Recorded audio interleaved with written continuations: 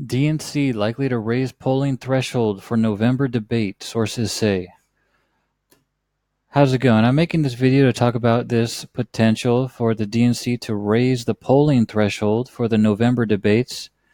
As you probably already know, the September debates had a 2% threshold, which disqualified a couple people, resulting in, so as of today, 10 candidates eligible for the September debates in Texas.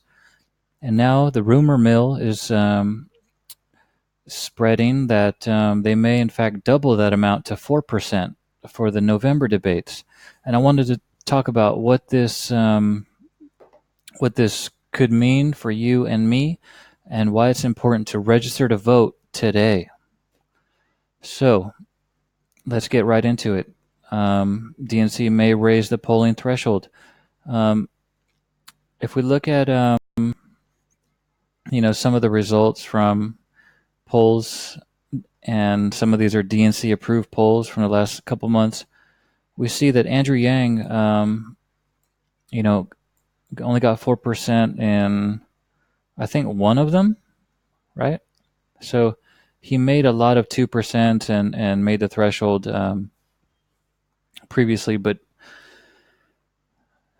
a majority of them are below 4%. So what are these polls all about? If you're like me, you didn't know anything about it. So I've just done some research, and that's part of the reason why I've put this video together, to talk about how these polls work and why it's important to register to vote today. Let's look at some of these DNC approved pollsters. The Associated Press, ABC News, CBS News, on and on. We have the Wall Street Journal, etc. So this small collection of DNC approved polls is important to look at. Now, if we look at these polls here in the last couple months, we can find some of them. For example, NBC News with the Wall Street Journal. Let's look at that one. So this was a poll that counted recently for the September debate qualifications, right? This was conducted in the time frame that was outlined. And if we look here, we'll see that I'm not even seeing Yang on this screen, but let's look into the results here in detail.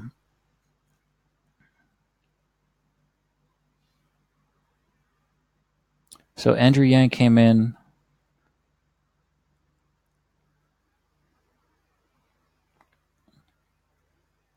at 2% in this poll, right? So this official poll, DNC approved poll source, would have helped him to qualify for the September debates, which he already has.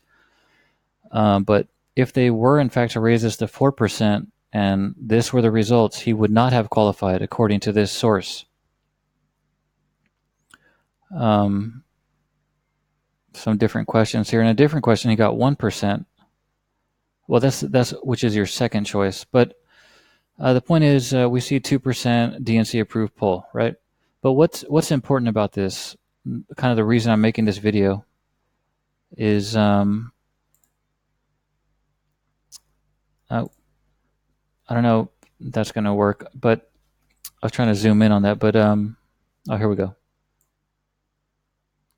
So what's important about this, that the main reason I'm making the video, is that this poll consisted of registered voters. Okay, so if you want a chance to be contacted by these sources, whether it's for a telephone poll or a automated voice response poll, or however they do the online polls, I believe those are through select groups only as well. It's important to be registered to vote, because they're not just calling numbers from any other source other than registered voters. And I've looked into several of these. I've looked into NBC News. I've looked into Quinnipiac University. This one done with Reuters, YouGov. All of these polls are conducted with registered voters. If they raise the threshold to 4% for the November debates, then it's very important to have your registration complete as soon as possible so that you can be one of one of these groups here. So that's all I wanted to talk about today, was just to see a look behind the mechanics of how these polls work, and the importance of being registered so that you can be eligible for the polls, considering that they may raise the threshold to 4% for the November debates. Thanks for watching. Have a great day.